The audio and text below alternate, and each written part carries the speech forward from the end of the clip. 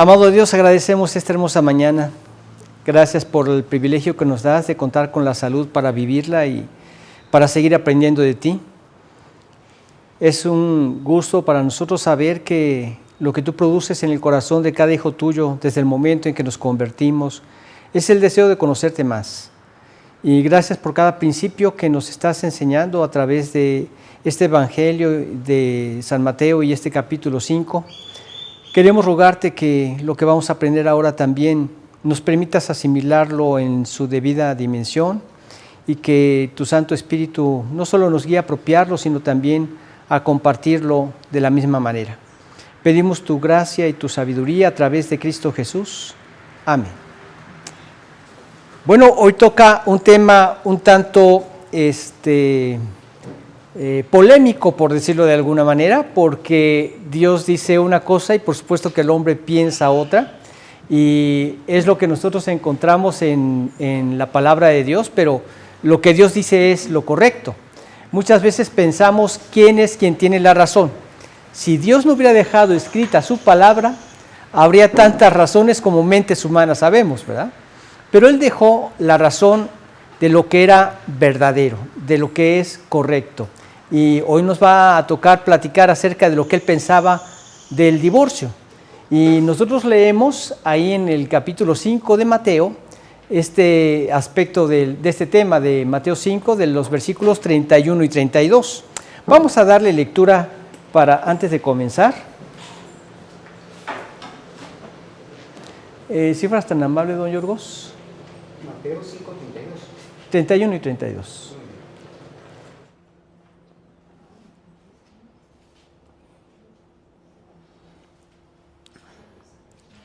También fue dicho, cualquiera que repudie a su mujer, dele carta de divorcio. Pero yo os digo que el que repudia a su mujer, a no ser por causa de fornicación, hace que ella adultere, y el que se case con la repudiada comete adulterio.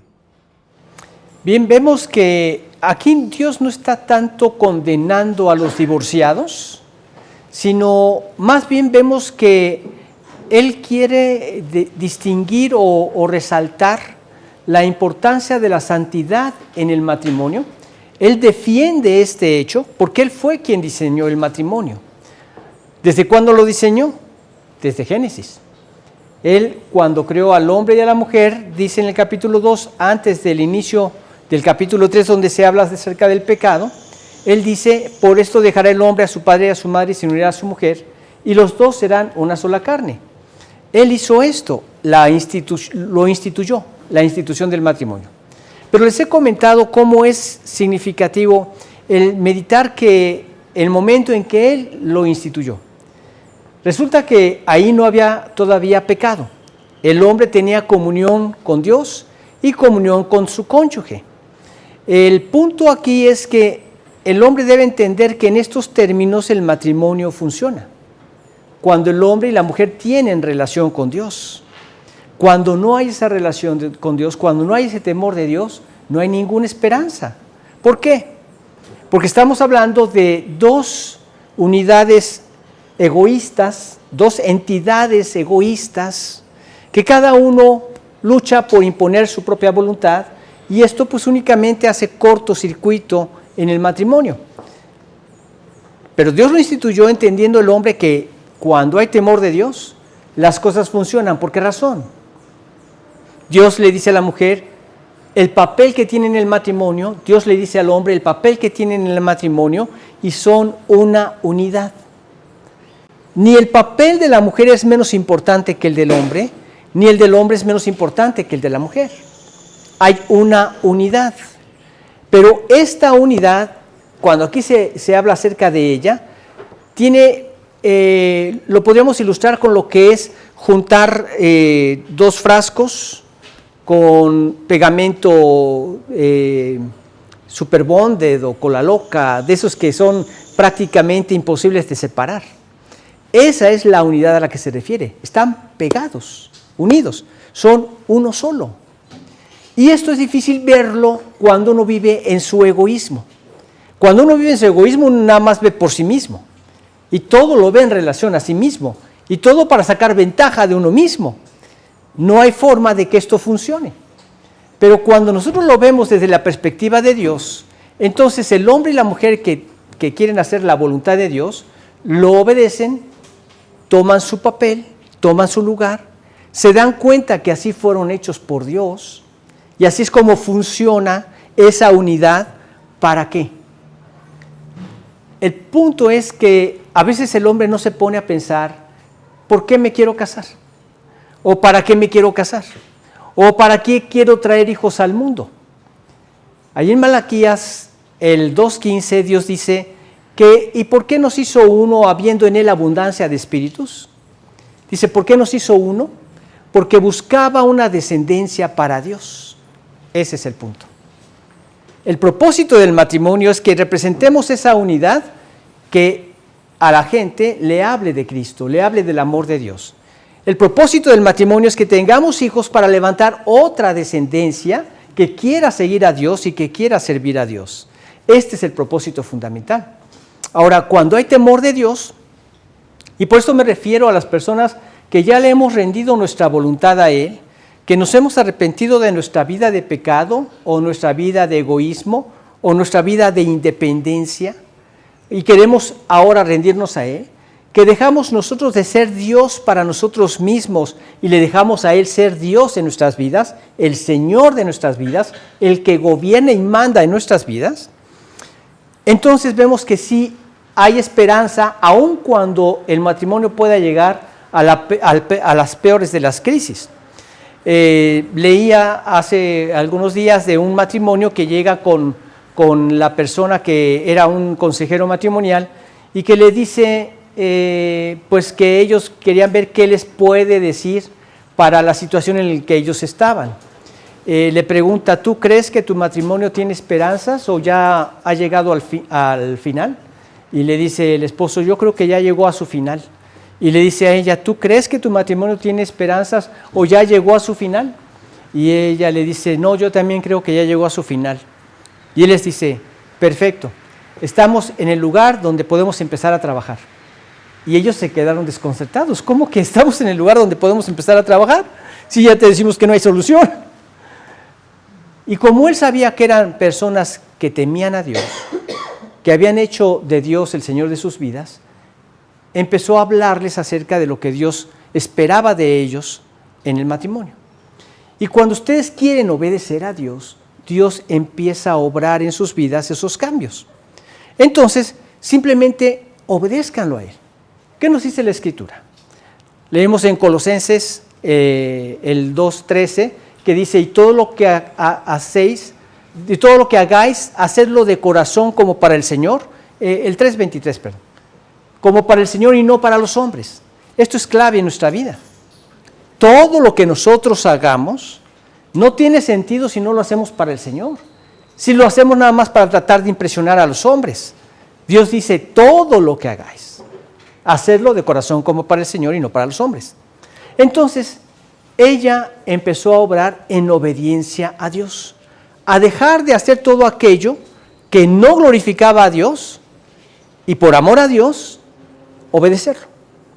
Y entonces cada vez que ella sentía ese deseo de responderle sarcásticamente, de criticarlo, ella decía, no lo voy a hacer, voy a honrarte a ti, Señor, voy a hacer tu voluntad. Cada vez que él quería apartarse de ella, ser indiferente, él decía, no lo voy a hacer, quiero ser una persona intencional, buscar edificar mi matrimonio, ser cuidadoso con su vida y no voy a hacer esto, porque lo va a destruir. Y así cada uno empezó a hacer lo que Dios le pedía en su matrimonio. Y empezaron a ver que Dios hizo que ese amor brillara. Mucha gente lo que busca en el matrimonio es la felicidad. Y oh, desgracia. Con dos naturalezas egoístas es imposible. Lo buscan como un fin. El propósito de sus vidas es eso. Cuando el propósito de nuestras vidas debe ser honrar a Dios y obedecerlo. Y como resultado viene ese amor que se despierta entre los esposos. Tú ponte a pensar, cualquier persona que tú ves que tiene una relación en donde no hay amor, ha sido porque se la pasan juzgando, criticando unos a otros, desobedeciendo a Dios. ¿Por qué? Porque estamos tomando el papel de Dios.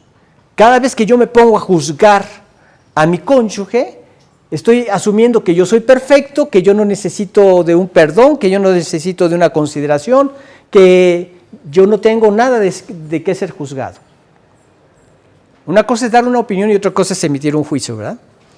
Pero entonces, cuando me abstengo de esto y le dejo al lugar a Dios ese papel, que a Él le corresponde, y empiezo a obedecer a Dios, haciendo lo que me corresponde, aflora, surge ese matrimonio, ese amor en el matrimonio.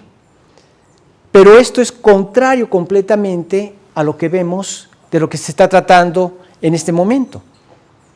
Dios no está juzgando o condenando, mejor dicho, a las personas que se han divorciado. Hay muchas razones por las que se han divorciado, ¿verdad? Quizá la principal de ellas que no han conocido al Señor. Pero Él no está condenando aquí este hecho, sino Él está defendiendo la santidad del matrimonio. Es santo, Dios lo hizo. Y dice, bendito sea en todos el matrimonio y el hecho sin mancha. Dios lo hizo y Dios lo bendice, pero en esas condiciones. Y confronta la forma tan descuidada y tan sutil, tan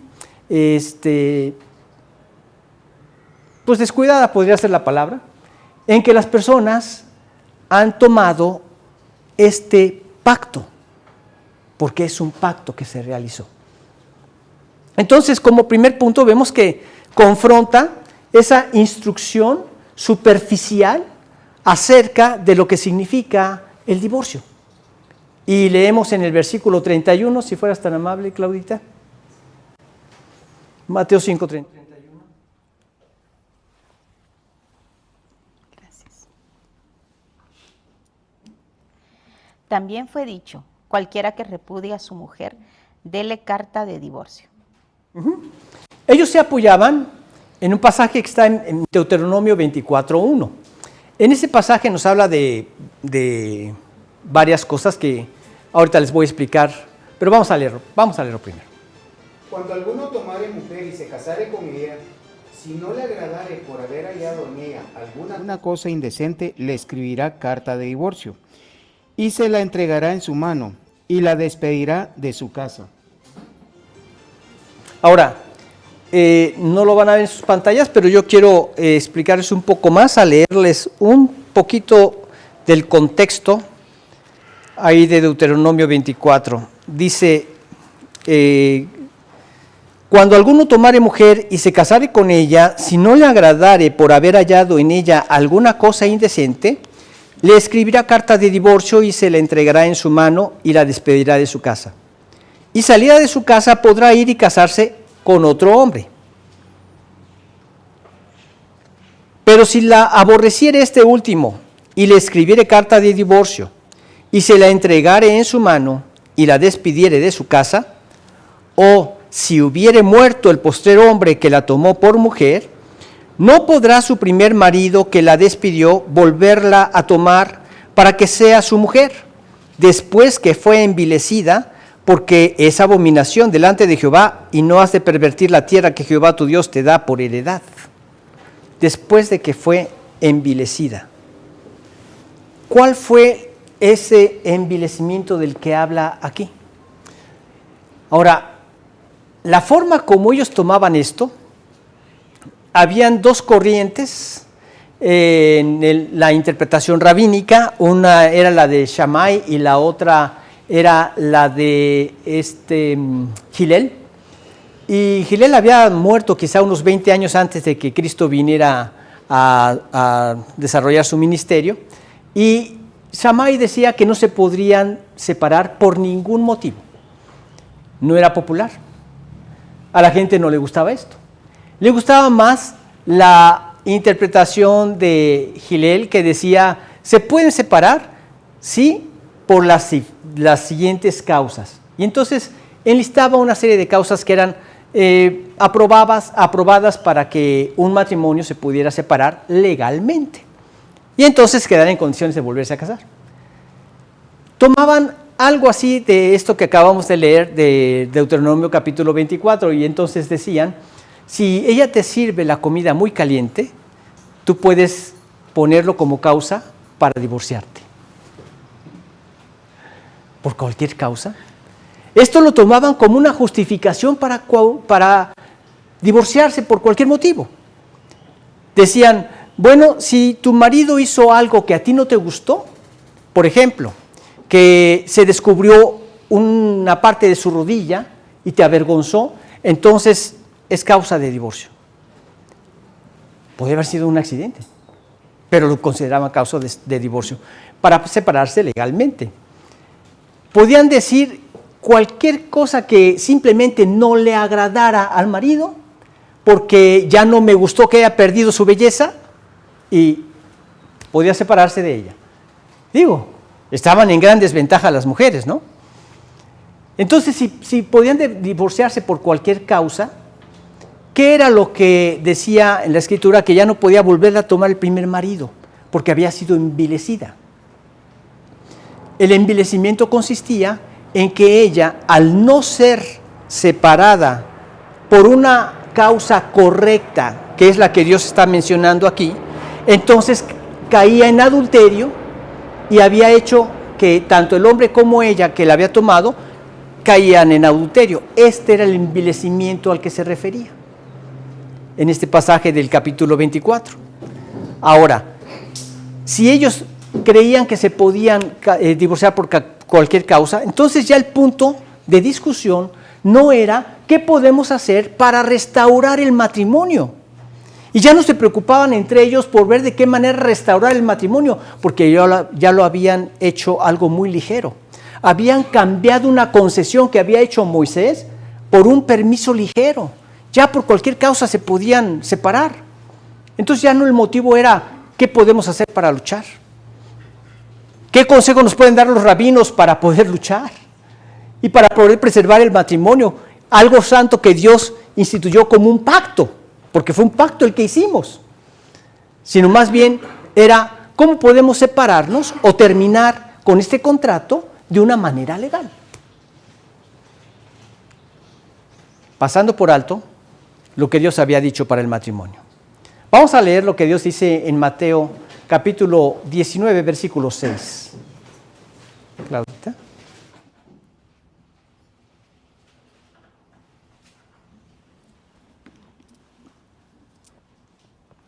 Así que no son ya más dos, sino una sola carne. Por tanto, lo que Dios juntó, no lo separe el hombre. Esto de juntar es pegados con pegamento súper resistente, unidos, es una unidad. El resultado de esa unidad son nuestros hijos, pero es una unidad, son uno solo. ¿Y quién lo juntó? Dios. Lo que Dios juntó, no lo separe el hombre. Recuerdo un amigo que se me acercó y me dijo, oye, Memo, yo creo que en mi caso, si yo me separara de mi mujer, creo que estaría aprobado por Dios.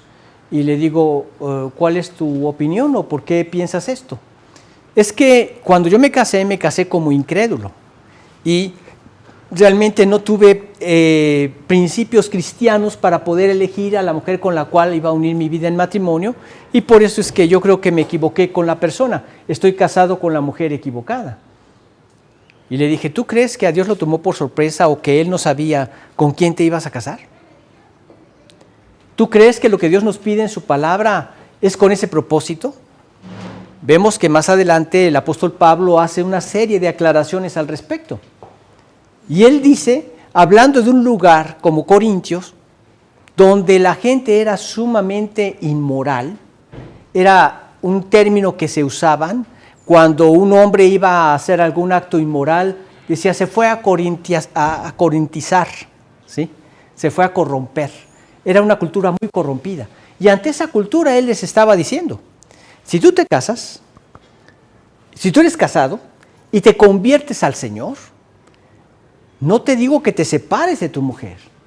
Si tu mujer decide convivir contigo o seguir contigo al haberte convertido, pues sigue con esta unión porque puedes hacer que ella se convierta a Cristo y también tus hijos.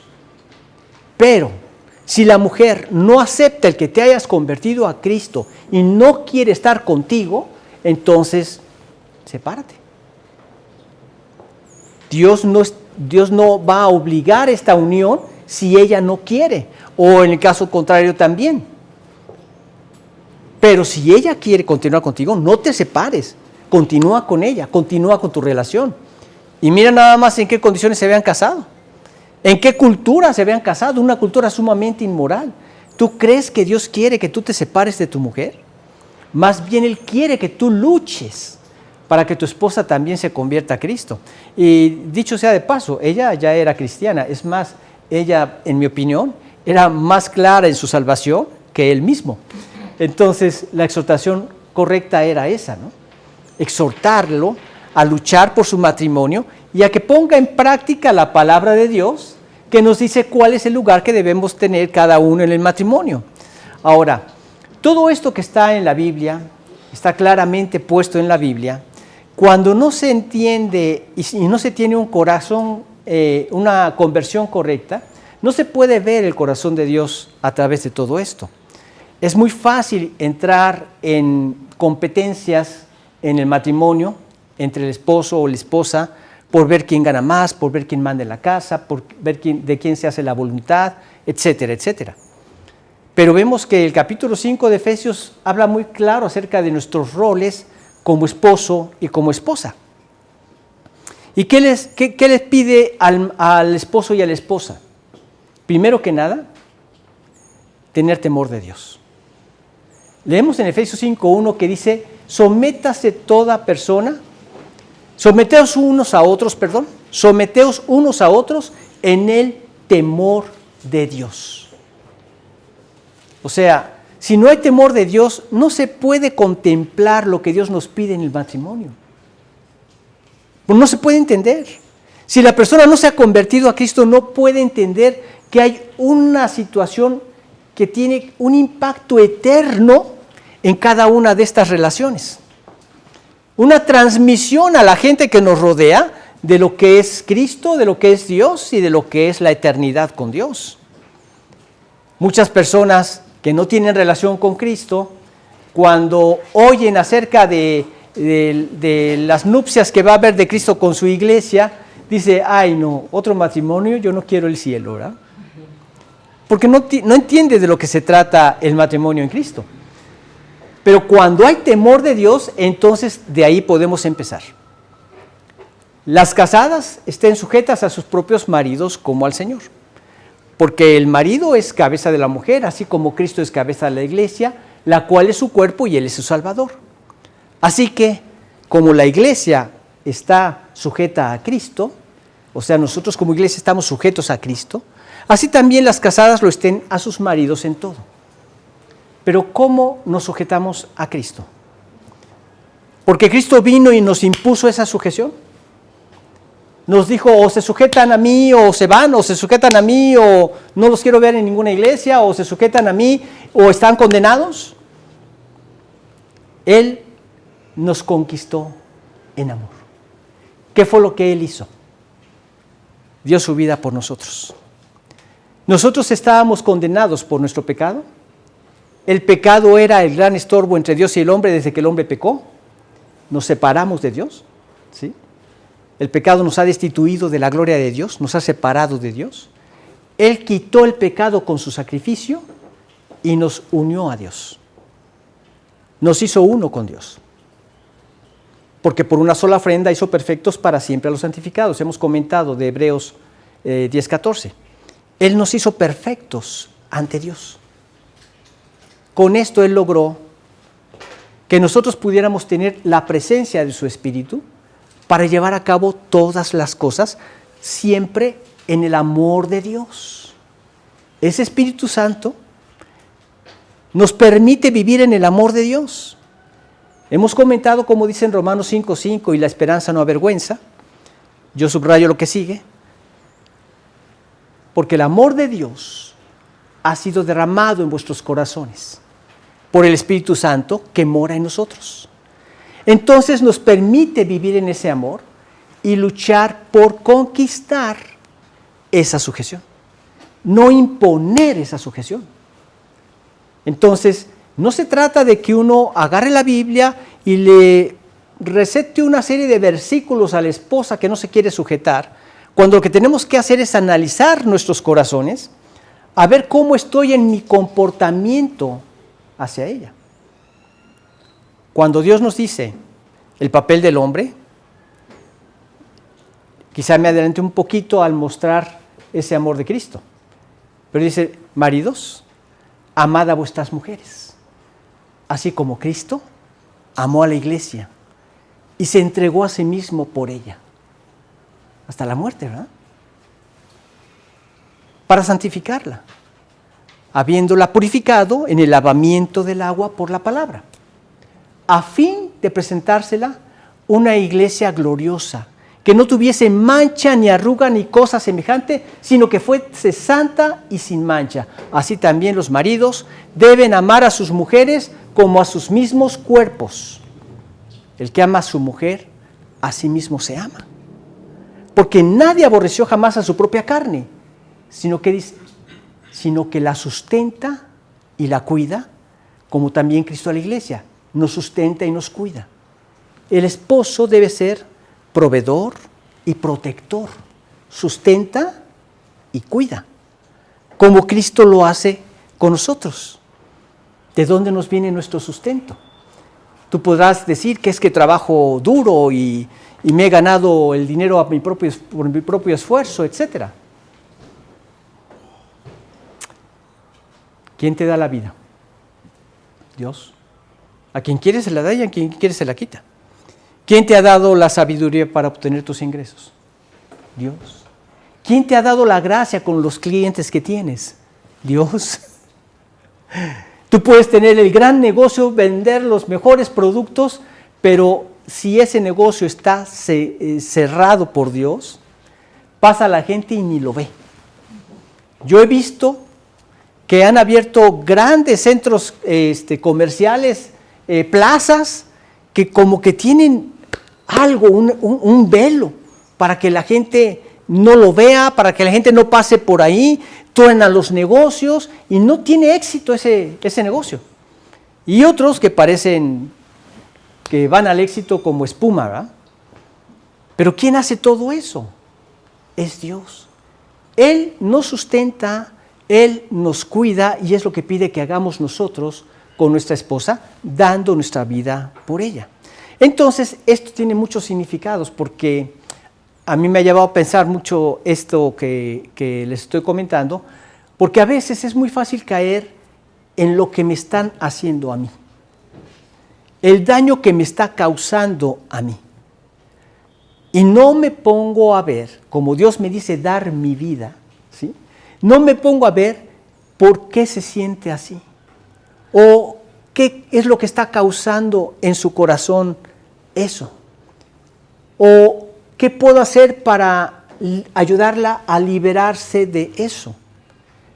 Y son posturas bien diferentes que solamente meditando en esto, el Señor nos lleva a esas conclusiones, ¿verdad? Que muchas veces podemos tachar al cónyuge, es que es su culpa, es que no quiere. Es muy fácil llegar a conclusiones así simplistas, ¿verdad? Nos cuesta menos trabajo que ponernos a examinar a nosotros mismos y además que tenemos que hacer a un lado nuestro orgullo para poder reconocer nuestro pecado y pedir perdón. Pero es a lo que Dios nos invita. Entonces, cuando por amor a Dios, ¿sí? Como dice el primer versículo que les dije, el 21, someteos unos a otros en el temor de Dios. Cuando ya hay ese temor de Dios, entonces hay esa disposición a querer arreglar. Y entonces vemos que nuestro papel se torna glorioso, porque a la luz de la palabra y en el amor de Jesucristo, Dios lo hace así, lo hace glorioso. La clave está estar en Él, estar en el Señor. Y otra de las claves es que haya compasión y perdón entre las personas. ¿Compasión por qué? Porque sabemos que somos humanos. Sabemos que somos débiles, frágiles, que estamos en una condición de una carne corrompida y necesita a la otra persona mi compasión y yo necesito que la otra persona también me tenga compasión de esta condición en la que estoy, de esta condición de la que soy hecho. Pero por otro lado también necesita el creyente desarrollar el perdón. Necesito que ella me perdone y yo necesito perdonarla a ella. Estos son dos aspectos fundamentales también en el matrimonio, que solamente el amor de Jesucristo lo puede desarrollar. Así es que, pues vemos que como primer punto, esto era lo que tenía en el Señor Jesús que mostrarnos, que había que confrontar esa interpretación superficial acerca del divorcio. ¿Se pueden divorciar por cualquier causa? No. Aquí en este pasaje nos dice la causa, salvo por causa de fornicación, dice aquí. Pero no te puedes divorciar por cualquier causa. Ahora vemos en la actualidad cuántas personas se divorcian por cualquier causa. Nos admiramos de las razones que ponían los judíos en sus permisos que les daban los rabinos, ¿verdad? Pero ¿no nos admira también las razones por las cuales ahora se están también divorciando las parejas? Fíjense, les estoy hablando de hace unos cuantos años. Yo me acuerdo haber estado en la primaria y hubo un chico que sus papás se habían divorciado. Y todos con compasión nos acercábamos a él, lo tratábamos de cuidar, de tener consideración con él, porque era un caso rarísimo. En mi salón era el único. Ahora es al revés. Hay en un salón donde el único que tiene papá y mamá y un hogar integrado es un alumno, 2, 3 quizá, y la mayoría divorciados, segundas o terceras nupcias, etcétera, etcétera, por cualquier causa. Incompatibilidad de caracteres. En mi país, suficiente para divorciarte. Incompatibilidad de caracteres. ¿Qué significa eso? Cualquier pretexto que tú quieras escoger para poderte separar. Por cualquier causa. Seguimos en lo mismo, por cualquier causa. Ahora, ¿qué es lo que vemos en este punto? Dios realmente quería que nosotros entendiéramos que Él quiere que fuera restaurado el propósito original del matrimonio. Vamos a leer el versículo 32, aunque vamos a tomar nada más la primera parte.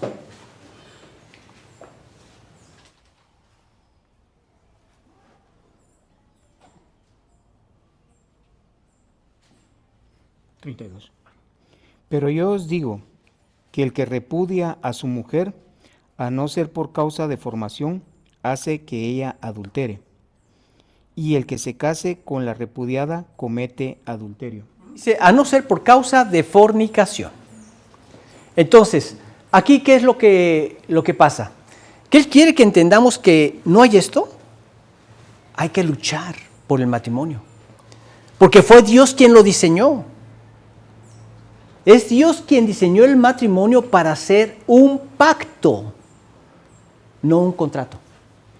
Cuando nosotros nos convertimos, Dios estableció un pacto. Es el nuevo pacto, el compromiso que Él hizo con nosotros. Por ese pacto sabemos que tenemos vida eterna y que un día estaremos por toda la eternidad con Él. Fue un pacto. Si yo supiera que esto se puede disolver, no tendría seguridad en mi salvación. No habría seguridad en mi salvación. Por eso dice en Hebreos 7:25, por lo cual puede también salvar perpetuamente a los que por Él se acercan a Dios, viviendo siempre para interceder por ellos. Él nos salva perpetuamente. Cuando la salvación es auténtica, nada la puede disolver. es un pacto divino. No fue un contrato.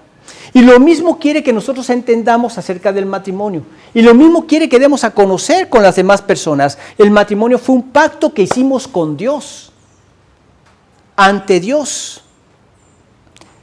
de uno para con el otro, de mantenerse como una unidad, del uno para con el otro. Fue un pacto hecho con Dios, no un contrato. Fue un pacto hecho para vivir desde ahora y para siempre, de una manera permanente. ¿Por qué? Porque el desarrollo de este pacto entre dos creyentes, yo les he comentado que el matrimonio es el principal taller donde se desarrolla el carácter de Cristo en los que lo integran. En un matrimonio cristiano, el esposo y la esposa están desarrollando el carácter de Jesús.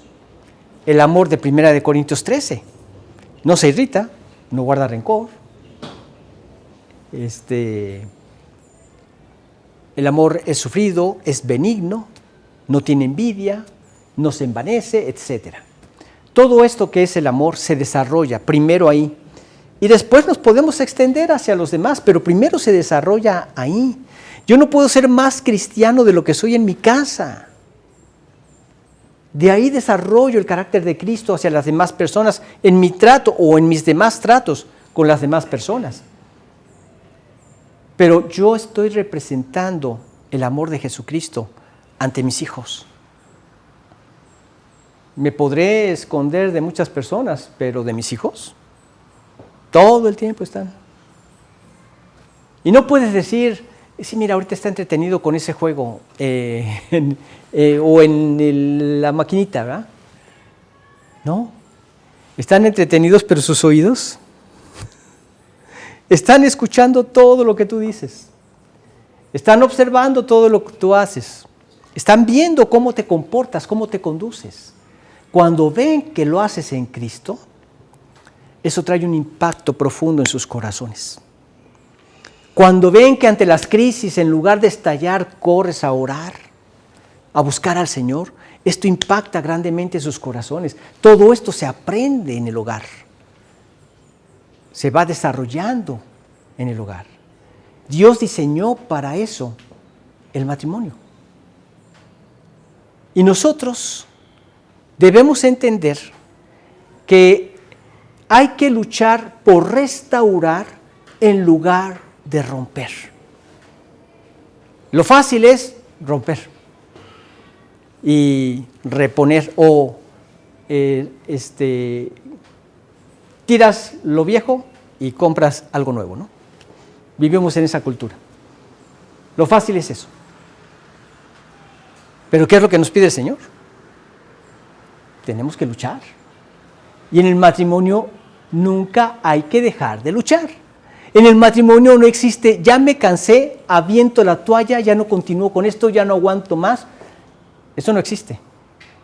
Eso lo que indica es, necesitas orar, necesitas depender de Dios, necesitas poner en práctica el poder del Espíritu que ahora mora en ti, necesitas poner en práctica el amor de Jesús a través del poder del Espíritu que mora en ti. No es tu poder, ¿sí?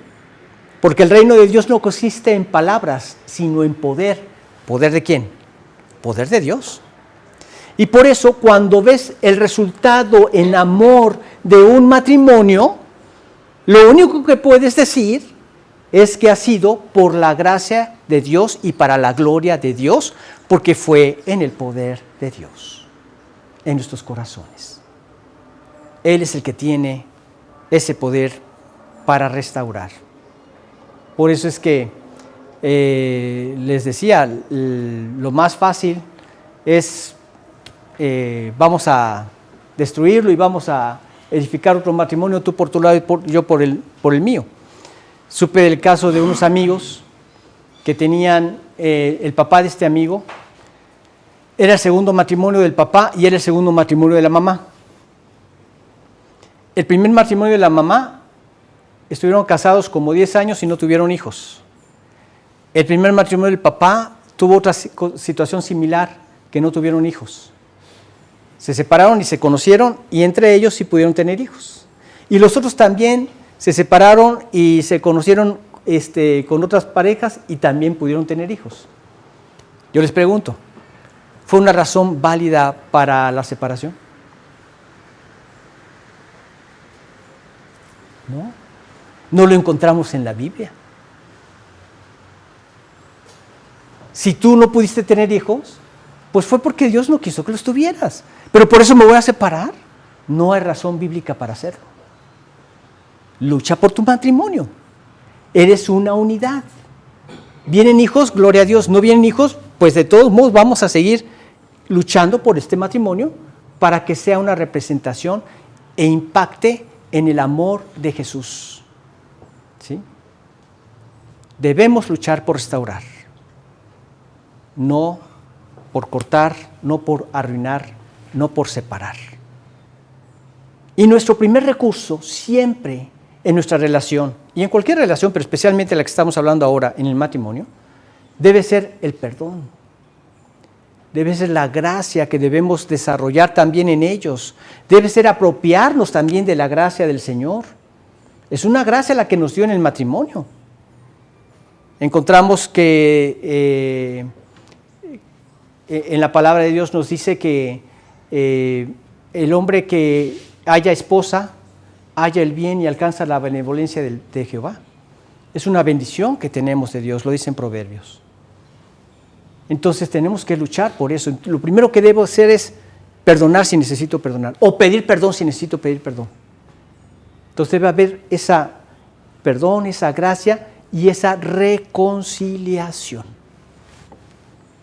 Ya una vez nos perdonamos, seguimos adelante, olvidando lo que queda atrás y nos extendemos a lo que sigue por delante. ¿Qué pasa si no olvidas lo que quedó atrás? No puedes disfrutar la relación. Por eso el mandato de Dios es, hay perdón, olvídalo, déjalo atrás. Si lo sacas constantemente a luz nuevamente, eso es guardar rencor. Eso no manifiesta el amor de Jesucristo. Dice, el amor no se irrita, el amor no guarda rencor, sabe perdonar y liberas tu corazón. Porque si no, esto mata cualquier relación. El rencor mata cualquier relación. Hay que entregarle a Dios y hay que pedirle a Dios que lo quite. Yo quisiera que le pusieran luces de neón a estas palabras y hormiguitas que van así por todas las letras caminando y prendiendo y apagando para que no se les olvide. Tenemos que hacerlo así. El amor no guarda rencor.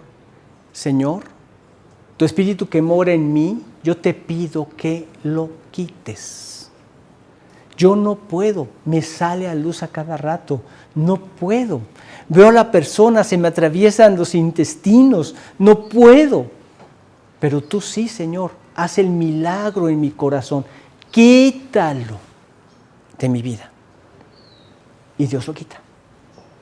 Así en cada uno de esos aspectos del amor, yo les he comentado, no se trata de que te tragues el coraje, no se trata de que te tragues el rencor, no, se trata de que Dios te lo quite y Dios te libera, te lo quita y se manifiesta su poder. Por eso les digo que es poder de Dios. Si fuera algo que nosotros hacemos, nosotros nos llevaríamos la gloria. Somos seres caídos, no podemos, siempre va a estar esto en la mente. Le pido a Dios que lo quite y me lleva siempre a la cruz.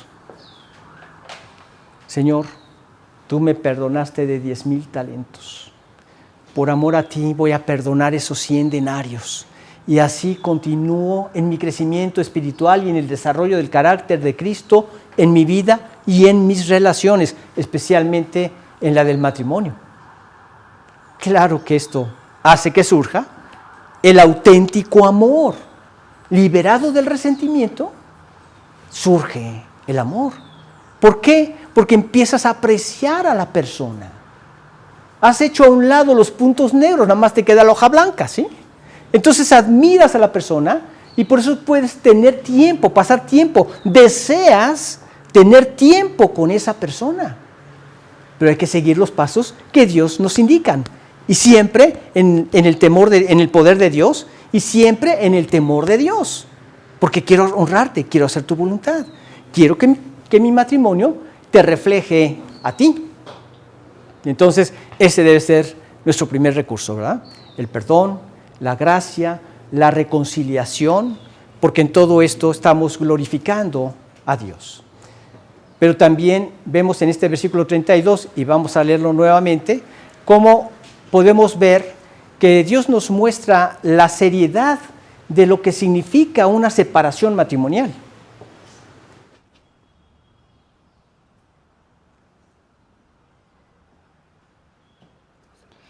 Pero yo os digo que el que repudia a su mujer, a no ser por causa de fornicación, hace que ella adultere, y el que se casa con la repudiada comete adulterio. Esto trae consecuencias. Cuando uno lo hace por causas ajenas a esta que se menciona, hay consecuencias. Y las consecuencias son, primero, en el sentido espiritual. Afecta espiritualmente. Trae un dolor al creyente, trae un dolor a la relación, trae un dolor de manera espiritual que yo cuando veo situaciones así, mi oración es: Señor, guarda a esos hijos, guarda a esos niños, que puedan entender que quien falló fue el hombre, no tú, y me vuelco en oración por esas criaturas. Que no sea dañado su corazón para conocerte a ti. Eso es lo que me vuelco en oración. Pero en muchas ocasiones es el resultado. Conozco casos donde hubo esa separación y los hijos viven en completa rebelión. No conocen al Señor. En completa rebelión. En pecado y pecado. Causando problemas por demás. Y no digo qué clase de problemas, ni especifico esto porque quiero mejor dejarlo así en el anonimato, pero conozco casos así. Y yo clamo a Dios que no sean afectados espiritualmente. Trae problemas espirituales. Trae problemas mentales. Hay personas que no pueden quitarse de su corazón eso, y el que se hayan separado mis papás, que decían que todo iba muy bien hasta que tuvimos hijos. Yo fui la causa de la separación de mi padre, y no se lo pueden quitar de la mente. Aunque no fue así, aunque no haya sido así. En realidad se separaron por su propio pecado. Y puedes poner 1000 pretextos, pero trae problemas mentales, trae problemas familiares. Muchas veces conozco casos en donde se han separado y le dicen a los pobres niños: ¿qué escoges? ¿Te vas con melón o con sandía? ¿Te vas con tu papá o con tu mamá?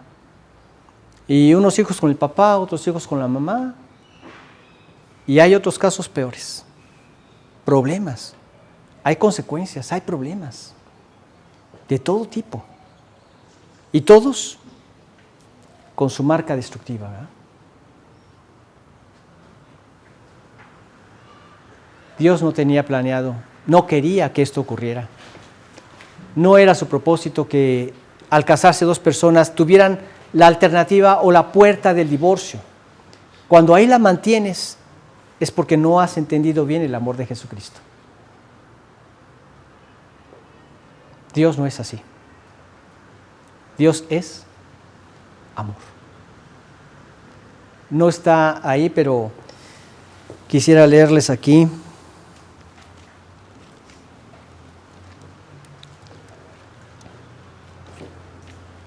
Que la ruptura es la fornicación es una ruptura muy grave en el matrimonio, en el pacto que se hizo con Dios. Y permítame leerles un versículo aquí, un par de versículos. Bueno, tú puedes leer el 1 Corintios 6, 18.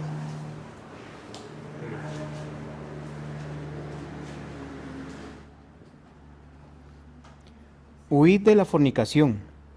Cualquier otro pecado que el hombre cometa está fuera del cuerpo, mas el que fornica contra su propio cuerpo peca. ¿En qué sentido fornicamos contra nuestro propio cuerpo? ¿De qué está hablando este versículo? Sí, la fornicación realmente es una ruptura grave del pacto que se hizo en esa unidad. Hay una fornicación, rompe ese pacto. Pero, ¿en qué afecta a mi cuerpo? Cuando leemos el siguiente versículo, eso no lo ven en las pantallas, pero se los voy a leer yo. Dice el 6:18, voy a repetirlo. Huid de la fornicación. Cualquier otro pecado que el hombre cometa está fuera del cuerpo. Mas el que fornica contra su propio cuerpo peca. ¿O ignoráis que vuestro cuerpo es templo del Espíritu Santo, el cual está en vosotros, el cual tenéis de Dios, y que no sois vuestros, porque habéis sido comprados por precio? Glorificad pues a Dios en vuestro cuerpo y en vuestro espíritu, los cuales son de Dios. Pecaste contra tu cuerpo. Cuando tienes que glorificar a Dios con tu cuerpo, con todo tu ser. Antes entregábamos nuestros miembros a esos pecados. Ahora en Romanos 6:13 dice que debemos presentar nuestros miembros a Dios como instrumentos de justicia. Ahora para hacer lo que a Dios glorifica, a lo que a Dios le agrada.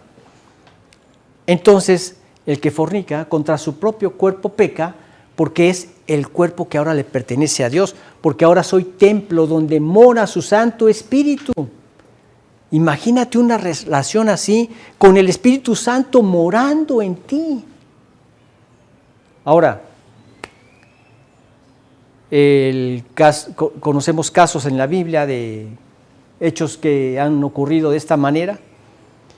Conocemos casos en la vida real y a lo largo de la historia que han ocurrido en todo tipo de creyentes, incluso en aquellos que deberían ser ejemplo, que son líderes de iglesias y que han caído en pecados como estos. Se están sometiendo a la disciplina de Dios. Tienen que obrar en arrepentimiento. Hay consecuencias con esos casos. Cuando un líder espiritual comete un acto así, ya no puede continuar en el ministerio. El obispo debe ser irreprensible como administrador de Dios. Es una de las consecuencias. Pero han habido personas que no se arrepienten. Conocí un caso reciente que no se arrepintió y no reconoció su pecado. Y es más, estaba viendo la forma de teológicamente justificar su pecado. Hasta que finalmente le hicieron entrar en razón, le cayó el 20 y dijo, sí, pequé contra Dios. Conozco otro caso que yo no escuché en ningún momento que hubiera un arrepentimiento. ¡Pum! Se lo llevó el Señor. Me llega la esquela en febrero y ¿ya murió? Murió. Es serio este pecado. Es algo que debemos temer y apartarnos sin dar ninguna entrada. Ni deis lugar al diablo, ni la más mínima entrada para que éste se manifieste. Hacerlo a un lado. Dios quiere que nosotros podamos poner en práctica esto y que nosotros podamos entender que lo que hicimos ahí en el matrimonio fue un acto ante Dios, un pacto que hicimos con Él, y Dios toma en serio las promesas que se hacen ante Él. Las toma muy en serio. Las toma muy en serio. Y se necesita de compromiso ante cualquier problema que nosotros enfrentemos. Hay un compromiso primero ante ¿quién? Ante Dios. Pero también hice un pacto con mi cónyuge. voy a rechazar cualquier cosa que ponga en riesgo este pacto y que pueda traer esta ruina espiritual, moral y familiar. La voy a desechar de mi familia. Entonces, vale la pena luchar. El ni deis lugar al diablo es que no dejes que se siga desarrollando. Como dice en la Escritura, ¿verdad? Acerca de cualquier tipo de conflictos.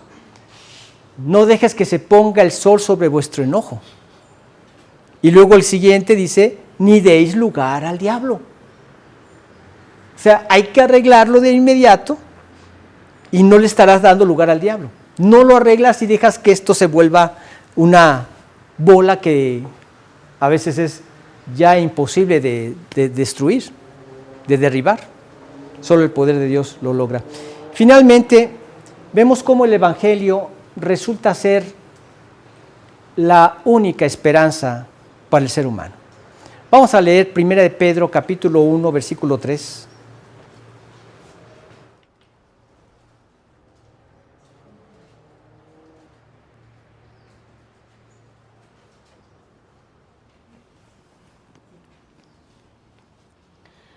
Bendito Dios y Padre de nuestro Señor Jesucristo, que según su grande misericordia nos hizo renacer para una esperanza viva, por la resurrección de Jesucristo de los muertos.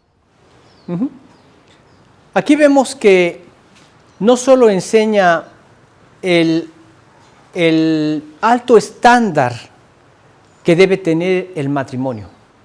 El Evangelio va más allá. Nos muestra ese perdón y restauración que hay a un corazón cuando ha obrado en arrepentimiento. Muchos corazones que llegan con esos conflictos, ha habido personas que han llegado a los pies de Cristo. Yo tuve un caso donde les prediqué a la pareja acerca de esto y se me acerca la señora y me dice, Memo, yo no quiero entregarle mi voluntad al Señor, si no la entrega Él primero.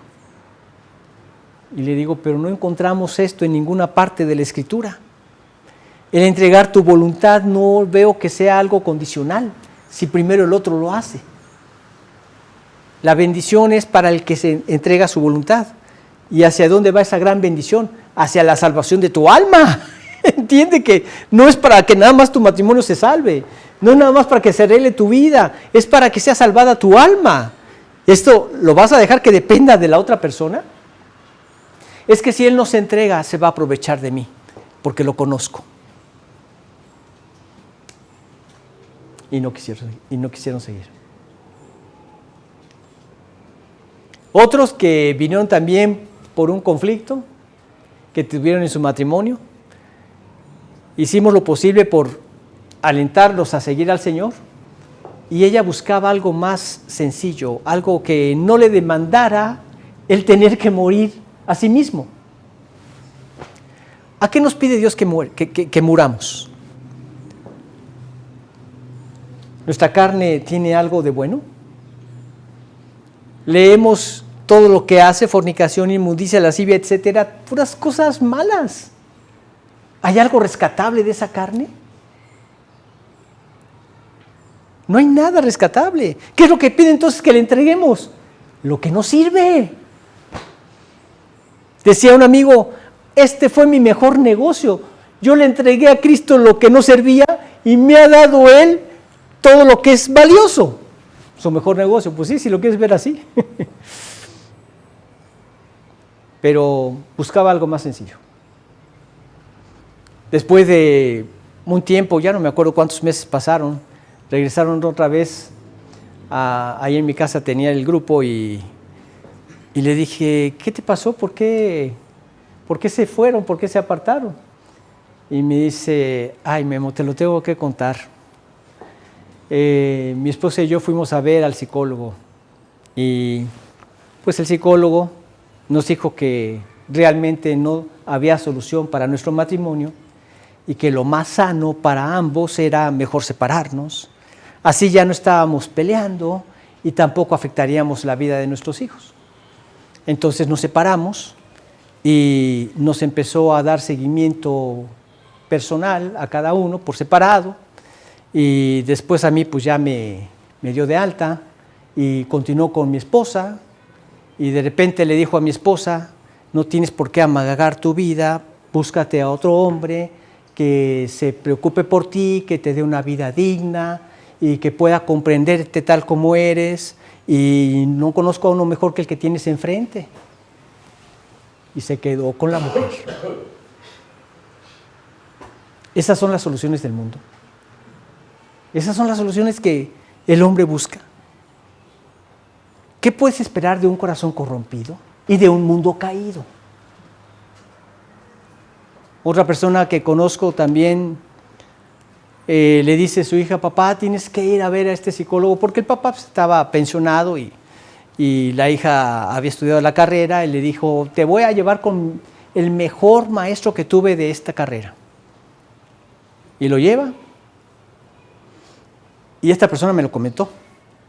Y me dice, al final me dijo: creo que algo que te va a ayudar mucho va a ser que tengas una experiencia homosexual. El psicólogo recetándole esto. Otro psicólogo que conozco me dice: pastor, cuando quiera le enseño la carta que me llegó del estado de Chiapas, esto fue en el estado de Chiapas, donde decía que si yo ayudaba a una persona homosexual a convertirse en normal, me quitaban mi título. Me quitaban mi título. No así si ayudaba a una persona normal a convertirse en homosexual. No, ¿en qué mundo estamos viviendo? Por eso, arrepentíos y convertíos es la respuesta. El Evangelio es la única esperanza. Solo la gracia de Cristo puede restaurar relaciones arruinadas.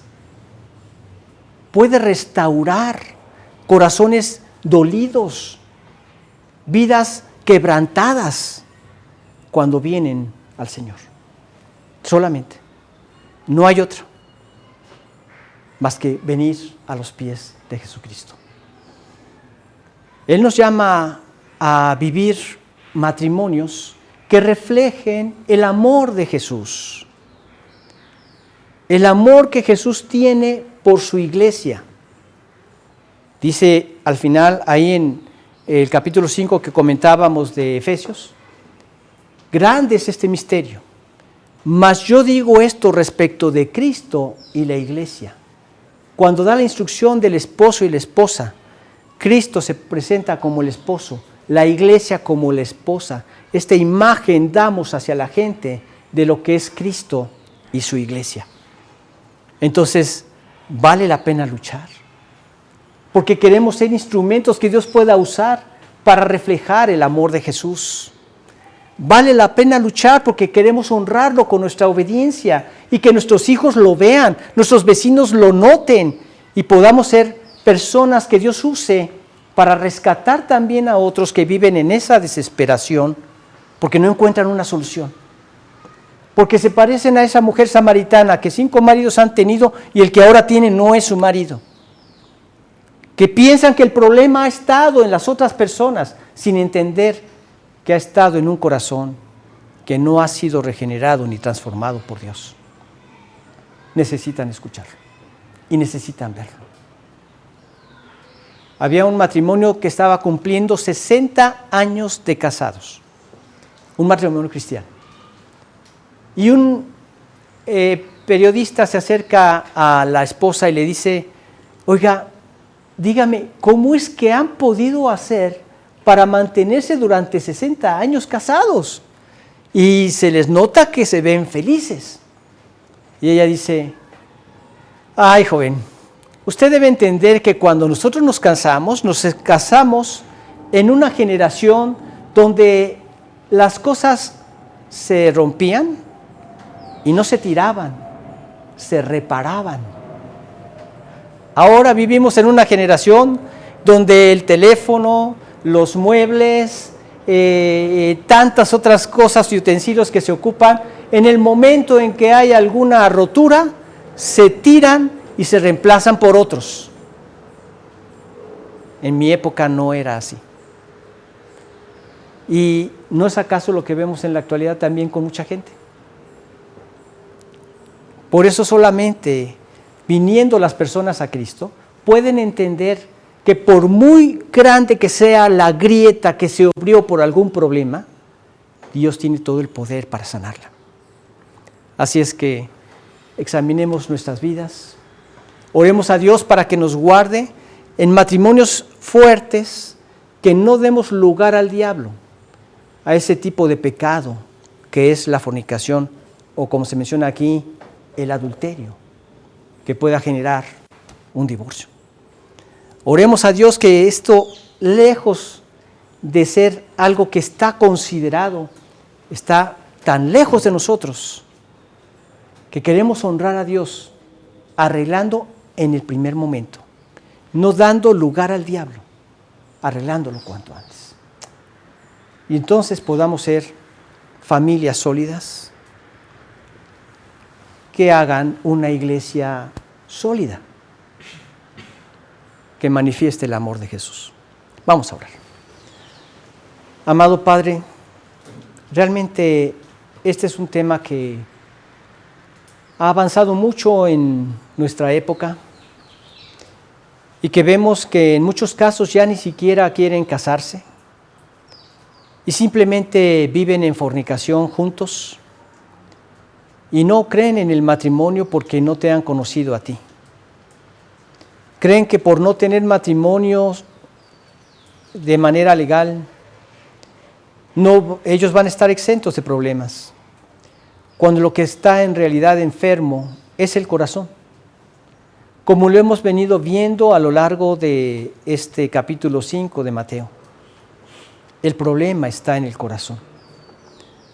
Así es que, Padre, te pedimos que tú nos guíes a examinar nuestros propios corazones, que nos permitas salir de ese estancamiento en que Satanás quiere meternos al pensar que el problema es la otra persona, que nos demos cuenta que el problema está en nuestro corazón, que es ahí donde tenemos que suplicarte que en el poder de tu Espíritu nos transformes y nos permitas reflejar el amor de Jesús. Te lo pedimos en su nombre. Amén. Bueno, pues ahí vamos a continuar entonces con esta enseñanza del capítulo 5 de Mateo, y si pueden irlo leyendo y meditando en lo que vamos estudiando, pues sería también de gran bendición. Que tengan un excelente domingo, que disfruten esta mañana tan soleada, y primero Dios nos vemos el próximo.